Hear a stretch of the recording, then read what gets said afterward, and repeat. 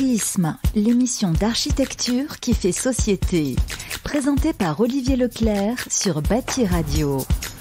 Bonjour, bienvenue dans ce hors-série spécial Biennale d'architecture et du paysage d'Île-de-France. Pour parler de l'architecture de demain, nous avons voulu interroger des étudiants, ceux qui construiront les villes dans 20 ans.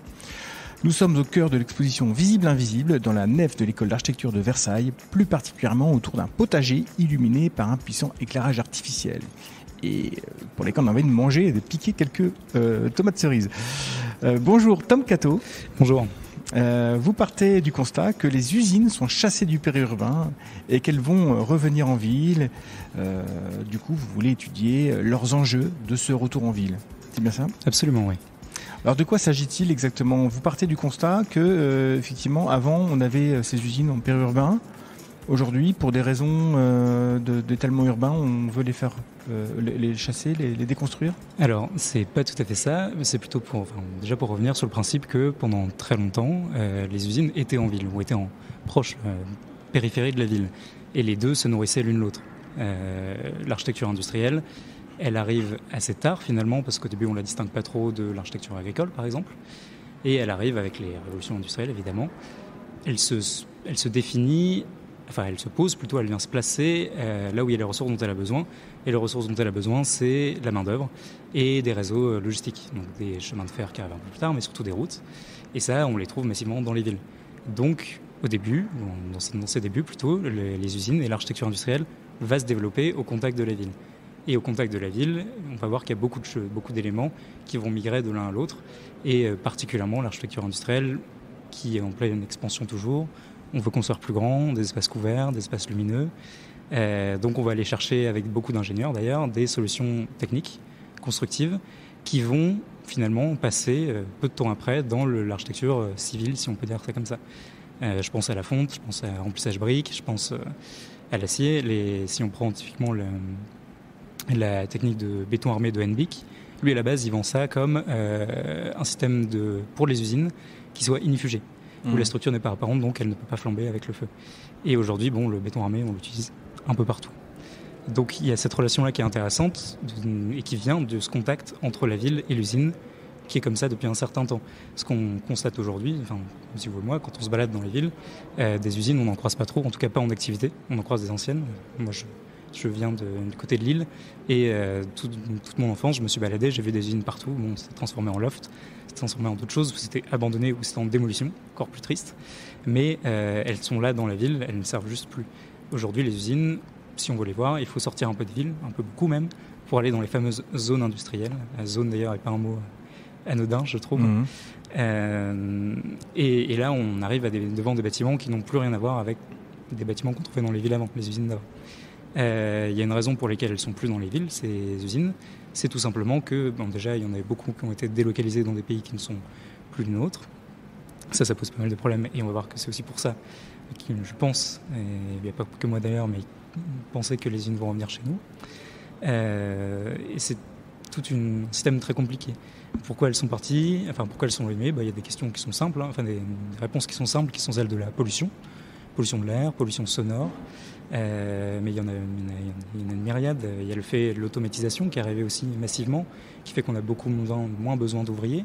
Les ouvriers qui sont motorisés avec l'accès à des voitures, qui ont fait finalement que on a pu les déplacer. Il y avait aussi le fait que quand elles étaient en ville, ça posait beaucoup de problèmes dès qu'on voulait s'agrandir, s'étendre. On a un bel exemple pas très loin, à Boulogne-Billancourt sur l'île Seguin, l'ancienne usine Renault, par exemple, qui a dû fermer, qui était un très beau site pourtant, mais qui a été bloqué par la géométrie de la ville et du territoire et qui s'est étendu sur les rives, mais qui à un moment est arrivé trop en contact avec la ville et qui ne pouvait plus se développer. La décision a été prise de délocaliser l'usine Renault à un autre endroit en France, d'ailleurs à Douai, il me semble. Et l'usine aujourd'hui qui était pourtant un patrimoine industriel important. Ça, c'est une autre question, c'est comment on traite le patrimoine industriel, qui est une notion plutôt jeune finalement. On voit qu'à l'UNESCO, il y a très peu d'objets qui sont classés, d'objets industriels certifiés au patrimoine industriel qui sont classés. Donc ça, c'est assez jeune comme notion de vouloir protéger ce patrimoine-là. Bref, l'île Seguin aujourd'hui, ça a été rasé et on a la belle scène musicale à la place. Alors, est-ce qu'il fallait la raser ou pas ? Ça, c'est une question autre. Mais voilà, il y a ces usines qui étaient dans les villes et qui n'y sont plus et qui vont potentiellement y revenir, en tout cas en partie. Donc vous partez du principe que ces usines vont revenir en France. Absolument, pour diverses raisons. Déjà le fait que, des raisons économiques tout simplement, parce qu'aujourd'hui la main-d'œuvre qu'on allait chercher dans les grands pays de la délocalisation est en train d'atteindre un niveau de vie comparé au nôtre. Donc ils ont des prétentions salariales qui sont plus élevées qu'avant, qui sont en train de s'accorder aux nôtres. Donc il y a un moment où ça va être moins intéressant, même en termes de profit, d'aller produire là-bas. Ensuite, on a des questions politiques qui sont jumelées à ça, et qui est de dire qu'aujourd'hui, en Europe en tout cas, et ça c'est dans les agendas Europe 2020, etc., ça se développe et c'est des questions qui sont là depuis longtemps, c'est comment on préserve notre souveraineté de production en étant dépendant des productions d'autres pays.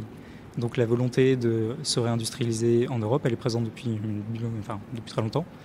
Et c'est de dire d'avoir cette force de production sur nos territoires pour ne pas dépendre de partenaires commerciaux qui pourraient avoir des avis politiques différents des nôtres, comme on a pu le voir assez récemment d'ailleurs. Donc construire une usine en ville, de nos jours, ça sera forcément avec un autre type d'architecture, d'autres types de structures, d'autres manières de faire. Donc il y a la question de la densité, il y a la question des matériaux, il y a la question des nuisances. Alors vous avez, je suppose, balayé un peu tous ces différents champs. Et quelles sont vos premières conclusions ? Oui, absolument. Alors moi je l'attaque dans mon projet de fin d'études par le chemin le plus facile et un des plus intéressants à mon goût, c'est de dire que en fait des usines dans les villes, comme je l'ai dit, il y en a déjà. Elles sont anciennes, parfois elles sont vétustes, mais elles sont déjà là et la demande, le programme architectural n'a pas changé. On a besoin de grands espaces avec une certaine hauteur de plafond, avec une certaine luminosité, plein de contraintes techniques, mais qui sont l'électricité et tout ça qu'on peut apporter aujourd'hui.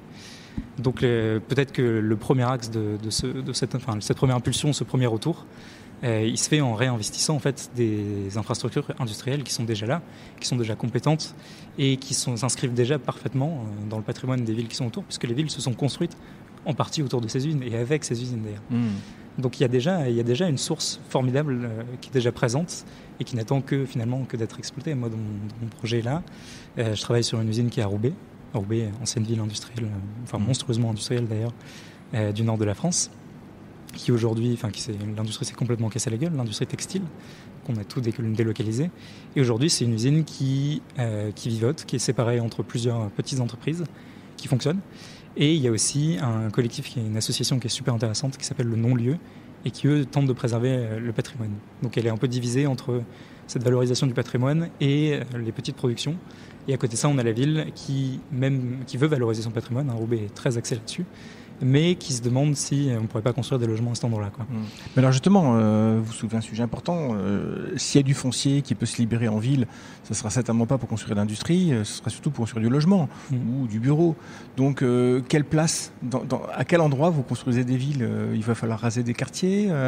Il y a encore du foncier disponible pour ce genre d'industrie qui n'est pas très rémunératrice d'un point de vue foncier. Absolument. Et en fait, moi, je regarde massivement ce qui s'est fait avant. C'est-à-dire que les usines ne s'implantaient évidemment pas en plein milieu des villes, ça n'existait pas, c'était plutôt les villes qui se formaient autour des usines. L'idée, c'est pas de faire des villes nouvelles, on a déjà vu comment ça se passe, mais c'est plutôt de revenir implanter des villes en périphérie directe, d'implanter des usines en périphérie directe des villes. Pas de faire comme on a aujourd'hui des zones industrielles loin des yeux, loin du cœur, avec ces beaux bâtiments en tôle blanche qui sont finalement assez inhumains. Enfin, c'est des architectures qu'on fait pour des machines plus que pour des hommes, alors que finalement il y a quand même des humains qui travaillent en même temps que les machines. Il faudra faire un peu les deux. Ça, c'est un autre débat. Mais l'idée, c'est de venir implanter ces usines vraiment en périphérie des villes, près des réseaux, près des périphériques qui existent déjà, donc c'est bien desservi, et de les utiliser finalement comme des catalyseurs, des dynamisateurs urbains, comme elles l'ont été par le passé, et de voir comment on peut redévelopper des nouveaux quartiers autour de ces usines. Et pour les usines, les infrastructures déjà présentes, le foncier déjà existant qui n'est pas utilisé, voir comment justement aussi ça peut redevenir quelque chose qui va dynamiser le quartier. Et quelle matérialité de ces usines, du coup, vous avez réfléchi aussi à ça ? Alors moi, dans mon projet, je suis très carré là-dessus, parce que je construis à Roubaix, donc la matérialité, c'est la brique. Terre crue ? Du coup, terre crue. Je vous raconte un peu mon projet, mais une partie de l'usine sur laquelle je travaille, les briques ont été extraites d'une parcelle juste à côté que l'industriel avait achetée. et des parcelles qui appartiennent aujourd'hui plus à l'industriel, mais il y a notamment encore des jardins ouvriers qui ne sont pas exploités et qui sont des terres argileuses. Donc l'idée, c'est en fait d'être intelligent et d'aller chercher l'intelligence où elle est, c'est-à-dire localement, à côté. Et évidemment, il n'y a pas une solution. On ne va pas construire des usines en briques partout, à Montpellier, par exemple. Ça ne sert à rien. Mais c'est d'aller chercher des ressources qui sont présentes à côté et de se placer vraiment dans la suite de ce qui a déjà été fait, parce que des industries, il y en a un petit peu partout. Il y a des exemples qui ont été faits partout et qui sont intelligents de base. Donc la vraie question, c'est pas d'aller chercher des nouvelles matérialités, c'est de se dire comment on fait dans la suite. Comment on reprend l'élan qui a été stoppé quand on a sorti les usines des villes et comment on vient s'agrafer à ça. Est-ce que d'ailleurs on doit produire des extensions ou pas? Est-ce qu'on doit reconstruire pour ces cas-là? Et pour les usines nouvelles, on va dire, à quel point il faut s'inspirer de ce qui a déjà été fait, qu'est-ce qui marche, qu'est-ce qui ne marche pas. Et évidemment, ça se connecte avec toutes ces problématiques d'extraction et de comment construire intelligemment et en accord avec les nouveaux enjeux environnementaux. Est-ce que vous avez posé la question de l'acceptation citoyenne de ce genre d'implantation? Parce que les gens vont râler d'avoir une usine à côté de chez eux. Absolument, mais les gens râlent toujours d'avoir des usines à côté de chez eux. En deux mots du coup, parce que c'est bientôt la fin. Je suis désolé. Mais justement, un des gros enjeux, c'est comment rendre les usines attractives en fait. Et ça se passe, à mon sens, par la porosité des programmes. C'est-à-dire qu'une usine, ça n'a jamais été un complexe industriel, plutôt ça n'a jamais été quelque chose de complètement fermé. C'est un élément dynamique qui vient créer des logements, qui vient s'ouvrir, qui vient créer des équipements, des chemins de fer, des canaux, des égouts, etc. Et il y a toujours eu un dialogue entre l'usine et la ville. Et aujourd'hui, on peut très bien, si on réinsère les usines dans la ville, on peut très bien insérer la ville dans les usines avec des programmes, des ressourceries, des ateliers urbains. Il y a plein de choses qui peuvent être faites. Il y a un dialogue magnifique qui peut arriver là-dessus. C'est plein d'espoir. Merci Tom Cato pour avoir partagé ce témoignage et votre travail. Vous pouvez écouter les autres hors-série sur la page Prisme de Bâti Radio. Et moi je vous dis à très vite. À très vite. Prisme, l'émission d'architecture qui fait société. Présentée par Olivier Leclerc sur Bâti Radio.